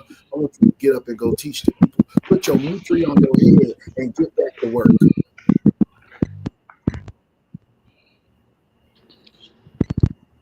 Y'all familiar with that story? We might have to go over that. Come. Go ahead, whoever got that Luke. Come. This is the book of Luke, chapter 14, verse 26. If a man come to me and hate not his father and his mother and his wife and his children and brethren and sister, yea, his own life also, he cannot be my disciple. Man, this nigga Jesus tripping, bro. What'd he say? What'd he say? What? Salakia. Hold on, wait a minute. Not my mama. My kids? I gotta hate my kids. Are you serious? Listen, y'all. This is relative. This don't mean that you treat your mama or your father or your kids with any type of dishonor. There's scriptures in the Bible that talks about you honoring your mother and father. He's not going against those scriptures. When he say, if you come to me and don't hate them, it's relative. In other words, do you love them more than God? Do you love them more than the Most High? Do you love them more than the king? If the king tells you you got to leave and your wife tells you you got to stay, which one you going to do? If Yahushua, our king, tells us you gotta go right, and your mama tell you gotta go left. Which one you gonna do? If you ain't willing to give that up, to sacrifice that, how would you ever be willing to sacrifice your life too? Because Christ gave his life to be obedient to the Most High. He could have sat there and thought, man, my mama gonna miss me. all these chicks that just wanted to touch the hem of my garment gonna miss me when I'm gone. He had work to do, man. We got work to do out here. We set apart for a reason. That word holy just means set apart to do this work. And we don't do it like nobody else, and don't nobody else do it like us. It's a reason you can't be everybody else. Now, there's a place for you at some mega church where you can read the Bible and go home and act like you did something. But our job is to wake up the lost sheep of the house of Israel, God's chosen people, in the midst of the ghettos, barrios, and reservations. That's our job. Now, you can come join us, or you can go get you a suit and look nice and be safe. But the Bible says no greater love than man lay down his life for his friends. It says he that says that he is in the body of Christ will walk as he walked. And we just read earlier, we couldn't even go out to the feast day because they were looking for him. You talk about suffering persecution. Man, these people ain't suffering persecution. Because we don't walk in the same way that everybody else do and just follow behind the doctrine that's been given to us, we going back and searching these scriptures and finding out, wait a minute, that wasn't right. Now you become everybody's biggest enemy because they don't want you to expose the filth and disgusting things they do in their lives. And they want to be able to say that can't nobody live a righteous life. Well, you better be the example. You better be the example of what it looked like to be righteous, because you represent something bigger than yourself. You represent Yahushua Mashiach, who the world calls Jesus Christ. That's what you represent. And if you playing with that, there will be consequences and repercussions. You want to put a headpiece on and go out there and call the white man the devil when you remember when Christ called the Israelites the devil, said, you are of your father, the devil. Don't be them. Don't be them niggas. Everybody understand what I'm saying? Stand strong in the face of adversity. Your discipline is how we make it through these tough times that's coming. Your character is what will give the Most High a reason to protect you in these hard times that's coming down the pipe. It's only going to get worse. Brotherhood is the weapon of choice. So when everybody else running around looking, you can't go and be like what the old people that say, I'm going to pray for you. And here we not taught that you should tell somebody you're going to pray for them. You're taught to be the answer to their prayers. Everybody understand? Come on. We gotta do it with nothing. We not the rich of Israel. We're not the rich of Israel. We the ones that go to work every day if we got a job. We the ones that are struggling, but we make things happen. How is it possible for us to have all the things of this world but still feed so many people, still clothe so many people, still how? Because this is the work of God.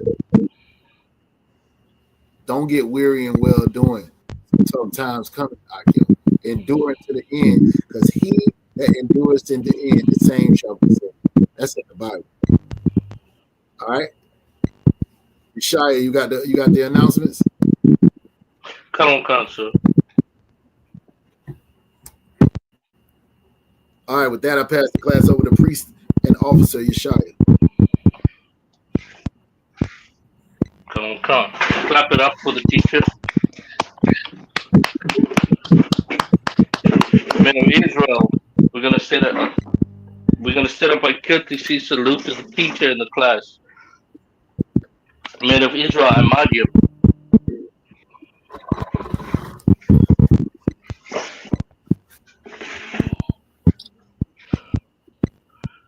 Men of Israel, I mod you Shabbat. I mod you. Barak.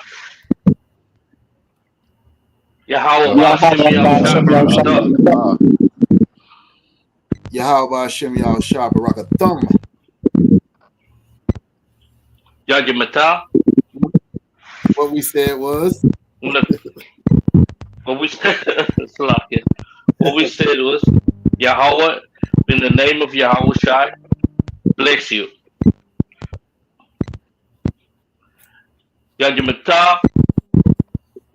Men of Israel, we're gonna set up a courtesy salute to the sisters. Sister, can you stand to the sisters? Sisters, can you stand?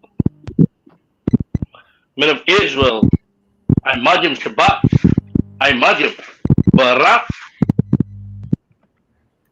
Yahweh Shema Al.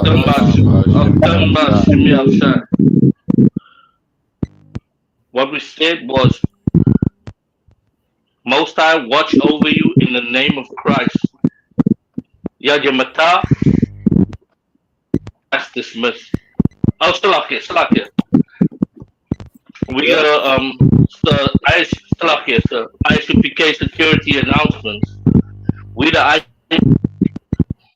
started out of 1 West 125th Street, Harlem, New York.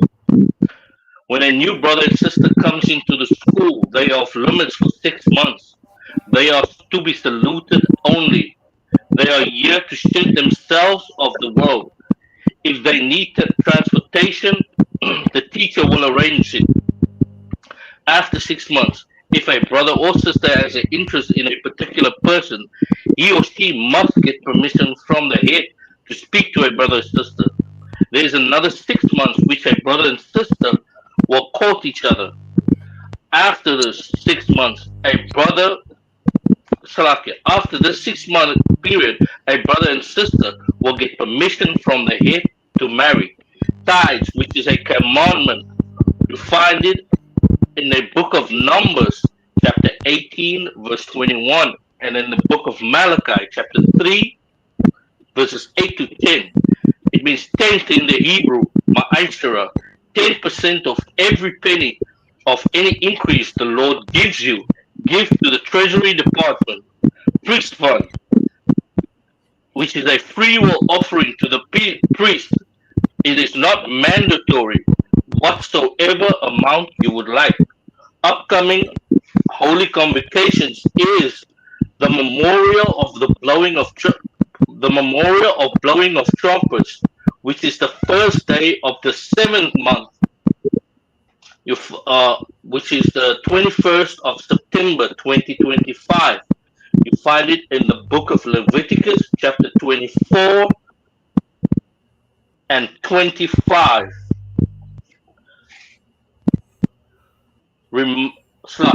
If anyone wants to become a trooper in the school, start wearing all black. Boots, shirt, pants, headband, and scarf. Slakia, class dismissed. All right, y'all. Class dismissed. Slakia, other one, please don't go off. Could you be in the backstage? Come on, counsel. Like 1 minute. I got you.